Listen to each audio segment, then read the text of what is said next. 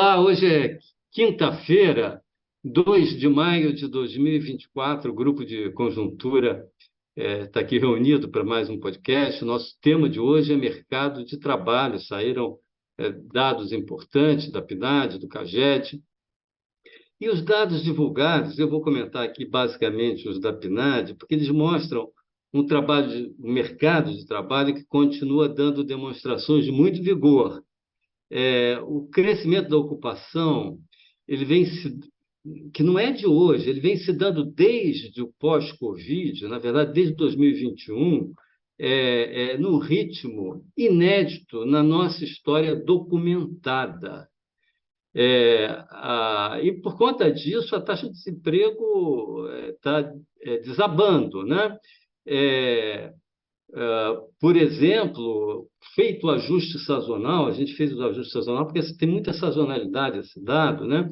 A taxa de desemprego caiu de um pico de 15,4% no último trimestre de 2020 para apenas 7,4% nesse trimestre, primeiro trimestre do ano. Os dados acabam de ser divulgados. Isso tudo com ajuste sazonal. É uma das menores taxas de desemprego da história dessa PNAD atual, que vem de 2012, e sem ajuste sazonal, é a segunda mais baixa também da série. O que nós estamos vendo ocorrer é consequência, entre outros fatores, mas principalmente de duas forças. De um lado, uma tendência pesada, que é a transição demográfica que ocorre no país, né? Que tem como uma das suas dimensões o baixíssimo crescimento atual da população em idade ativa, né? Atualmente, segundo a nossa avaliação, essa população em idade ativa, medida por nós como as pessoas entre 14 e 65 anos, está crescendo a um ritmo estimado de 0,4% ao ano. Pelas estatísticas da PNAD, o crescimento é maior, é 0,9%, mas há um problema com esse número, porque a população em idade ativa da PNAD é constituída por todas as pessoas acima de 14 anos, sem limite superior. Inclui, portanto, todos aqueles que têm mais de 65, inclusive os centenários, né, cuja taxa de participação no mercado de trabalho é baixíssima. Então, quando a gente olha as projeções demográficas do IBGE, a população de 14 anos ou mais cresce também, como isso, como a PNAD, perto de 1%. Mas, enquanto a população com mais de 65 anos cresce 4% ao ano, a população com 14 a 65 anos tem uma expansão de apenas 0,4% ao ano. Muito bem. Então, isso aí, é claro que a PEA, que é a população voltada para o mercado de trabalho, ela pode eventualmente crescer acima da PIA, depois abaixo, mas a PIA nos dá uma ideia, a população em idade ativa nos dá uma ideia do potencial de crescimento da população economicamente ativa, né? Então, seria esse, 0,4% ao ano. Como confrontar essa informação com a taxa de crescimento da ocupação nos últimos 12 meses, que foi 2,4% ao ano? Compare 0,4%, 2,4%, 6 vezes maior. Em termos absolutos, o contraste fica ainda mais vívido. O Brasil precisa atualmente gerar cerca de 650 mil novas ocupações, dado esse crescimento da população em idade ativa a que eu me referi, até 65 anos. Né? Então, precisa de 650 mil novos empregos. Mas só nos últimos 12 meses foram gerados 2 milhões e 400 mil novos empregos. Quase 4 vezes a necessidade. É óbvio que isso aí não... quer dizer, as coisas estão muito desproporcionais. E é aqui que entra a segunda força que vem gerando a tendência improjetável do mercado de trabalho a que eu me referi, que é a estrutura do crescimento. A economia brasileira vem crescendo muito apoiada no setor de serviços nos últimos anos. E esse setor é particularmente empregador, é um setor que, na sua maioria, não todo, evidentemente, mas uma boa parte dele, de baixa produtividade, então cresce empregando muito. A consequência é que a elasticidade, o que a gente chama de elasticidade PIB do emprego, quanto o emprego cresce, quando o PIB cresce, tem sido muito alta. Nos últimos 12 meses foi 0,7, mas nos últimos 4 anos também foi 0,7, mostrando que é um número mais ou menos consistente com a realidade, para a realidade atual, né? Isso significa que se o PIB cresce 3%, o emprego cresce 2,1%, em média, né? É, ora, mas isso é uma taxa de crescimento muito elevada. Mesmo que o PIB crescesse, baixasse, né? Porque o PIB vem crescendo a 3% aí, há algum tempo, né? É, mas mesmo que ele baixasse para 2% ao ano, a taxa de crescimento da ocupação ficaria em torno de 1,4%, ainda assim 3 vezes o crescimento possível da população é, economicamente ativa. A continuarem essas tendências, muito em breve o mercado de trabalho se chocará contra um paredão. É, Faltarão trabalhadores, os salários subirão rapidamente, gerando forte tensão no mercado de trabalho. A propósito, os salários já cresceram 4%, o rendimento do trabalho, né? 4% em termos reais nos últimos 12 meses. Ou seja, a prosseguir isso, teremos, inclusive, um crescimento da pressão inflacionária e este aperto no mercado de trabalho acabaria por impor algum tipo de mudança, no limite, uma ruptura.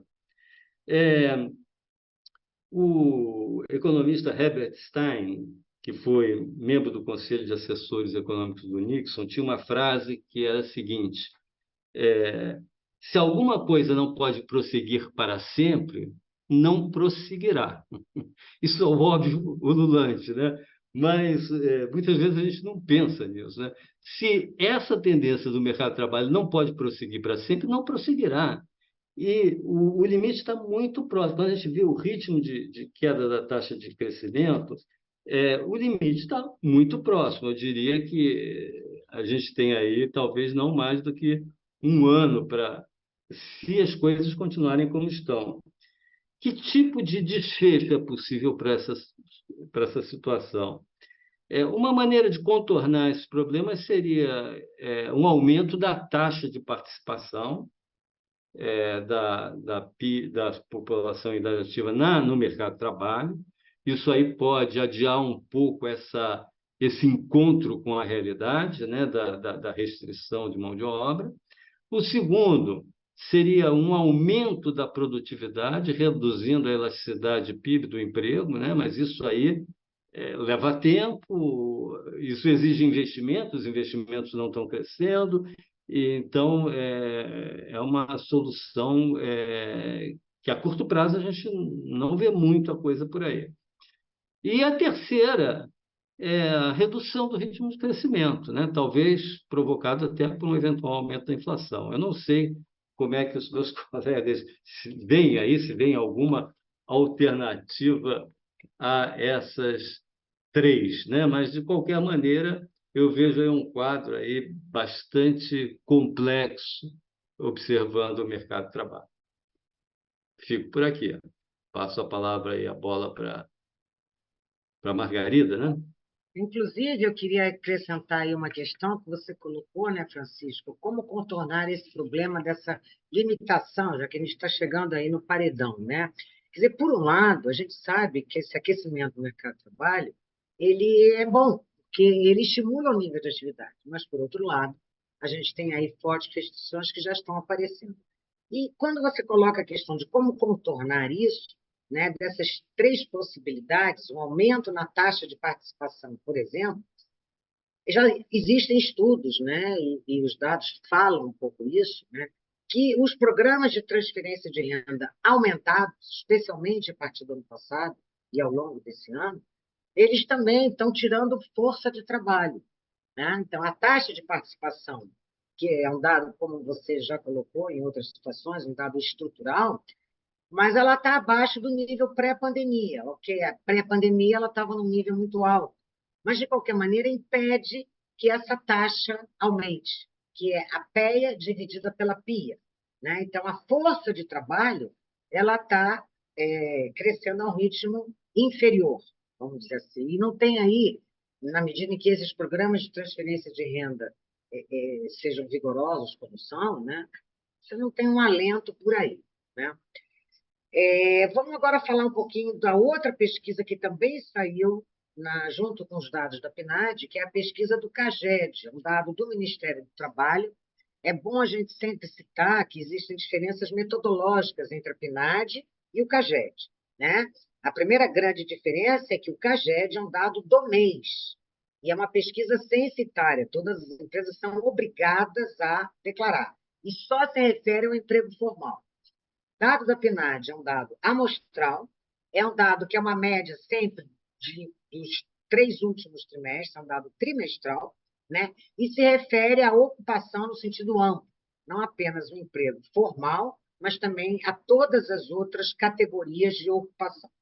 E os dados do CAGED também mostraram um mercado de trabalho bastante vigoroso, né? Então, nesse primeiro trimestre do ano, foram criados 40,5% a mais de empregos do que o mesmo período do ano anterior, primeiro trimestre do ano anterior.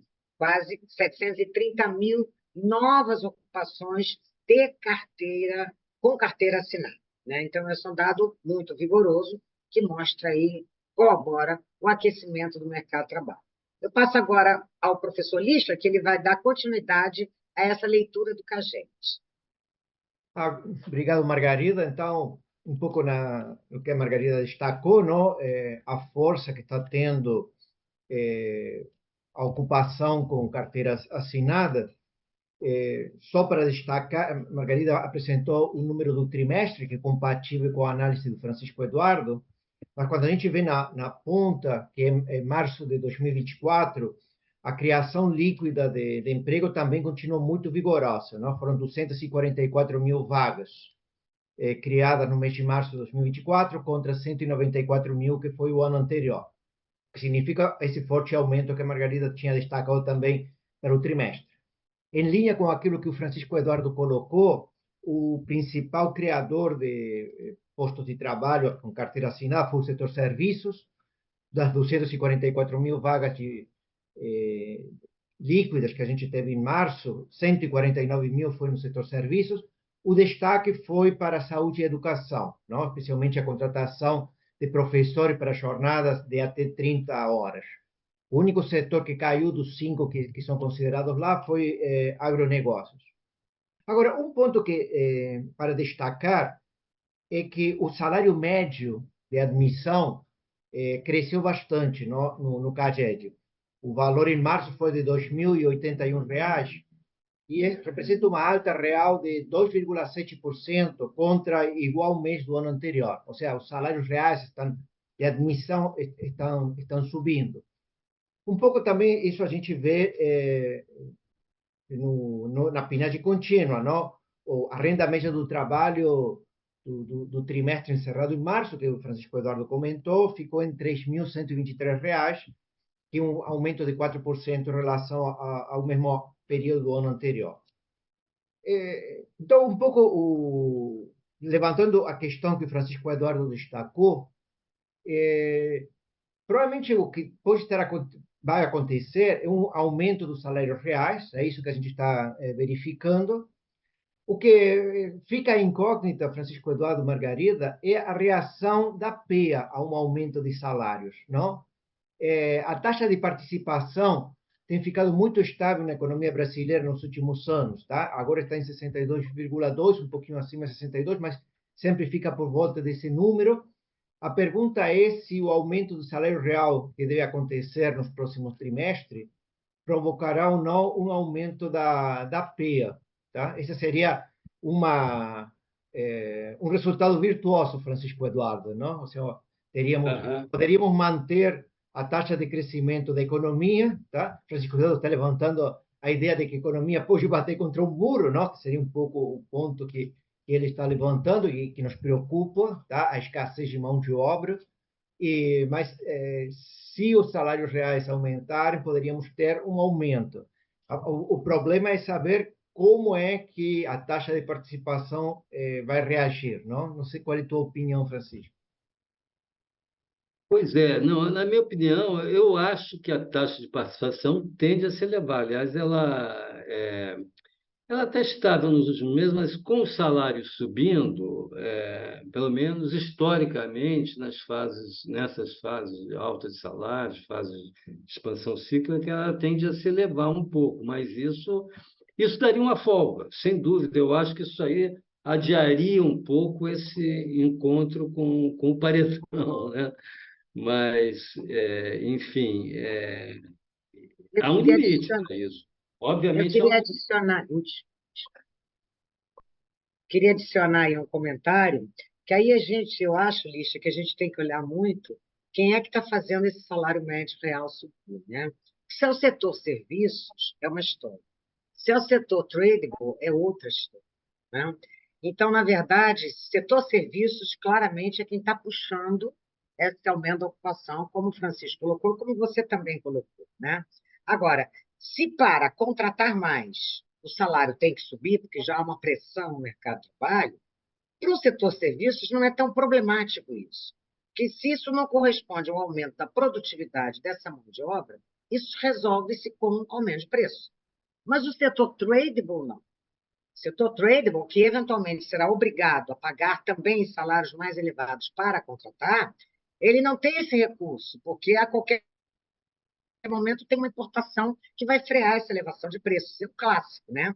Então, não sei se esse aumento de salário vai chegar a aumentar a taxa de participação, porque ainda tem, até chegar lá, um caminho de inflação e um Banco Central. Um Então, Banco não sei Central que já se manifestou preocupado, não? Tivemos exatamente. declarações ontem do presidente do Banco Central, Roberto Porque Campos, a destacando inflação esse de problema do mercado de serviços, trabalho. se é o setor quem está puxando, se a inflação de serviços está muito acima da média dos tradables, como é, né? A inflação de serviços em 12 meses fechou em 5%. Os dos tradables em 1%. Então, a grande contribuição aí está nos tradables. Então, na verdade, eu acho que o setor, se vai pagar mais para contratar, ele resolve isso. Isso classicamente tem sido assim no Brasil e no mundo inteiro, né? Então, acho que antes disso, a gente vai ver aí os efeitos na inflação.